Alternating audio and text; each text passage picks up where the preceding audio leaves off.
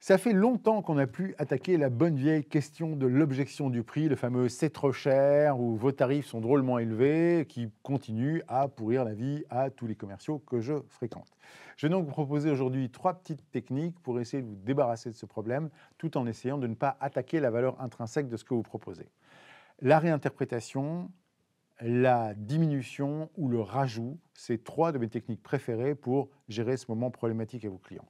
La réinterprétation, ça demande un peu d'agilité, mais l'idée de base, c'est accueillir la question de votre client, en tout cas accueillir son observation sur le prix, en la transformant en une question sur la qualité. Voilà ce que ça donne.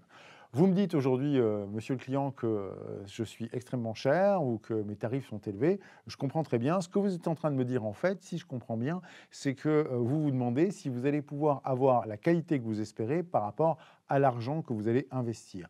Et je vous rassure tout de suite, ce sera totalement le cas parce que argument 1, argument 2, argument 3. En faisant ça, vous avez l'impression qu'en fait, je réponds à une question qu'en fait, vous ne m'avez pas posée. Vous m'avez juste dit que mes tarifs étaient chers et j'ai réinterprété cette question comme étant portée sur la qualité ou l'efficacité de mon produit, alors que vous étiez juste contenté de me parler de mes tarifs. Et grâce à ça, je vous donne l'impression qu'en fait, je vais dans votre sens, alors qu'en fait, j'ai défendu la valeur de mon offre. Ça, c'est de la réinterprétation. Pratiquez-le, ça demande un peu d'agilité, mais c'est finalement redoutablement efficace. La deuxième chose, c'est responsabiliser votre client par rapport à la valeur de ce que vous proposez. Quand il vous dit vous êtes drôlement cher, vous lui dites écoutez, je comprends, la question du prix est importante, on va en parler. Qu'est-ce que vous voulez aujourd'hui que je retire dans mon offre pour pouvoir atteindre le prix que vous souhaitez atteindre?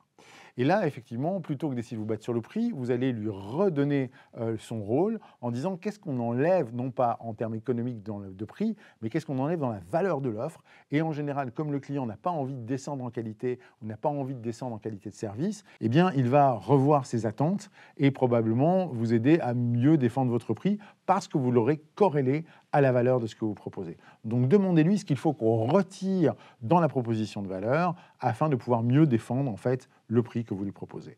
La troisième chose, c'est l'ajout. Qu'est-ce que je rajoute selon vous? Lorsqu'un client vous dit c'est cher, vous dites ok, je comprends. Qu'est-ce que vous souhaitez que j'ajoute en plus dans mon offre pour qu'elle vous paraisse équilibrée ou pour qu'elle vous paraisse d'un bon rapport qualité-prix? Et là, vous faites appel à l'imagination du client. Ça va beaucoup plaire aux clients qui en fait attendent de vous un geste ultime, un petit cadeau plutôt qu'une baisse de prix. Et donc là, sans attaquer sur la valeur intrinsèque de l'offre puisqu'elle n'est pas mise en question, vous allez lui proposer en fait d'être créatif sur un geste. Okay, c'est le fameux fair enough. Fair enough de Jordan Belfort dans Le Loup de Wall Street, c'est le fameux « qu'est-ce que je mets en plus pour que finalement ce que je vous propose ait suffisamment de valeur que pour que vous en acceptiez d'en payer le prix ».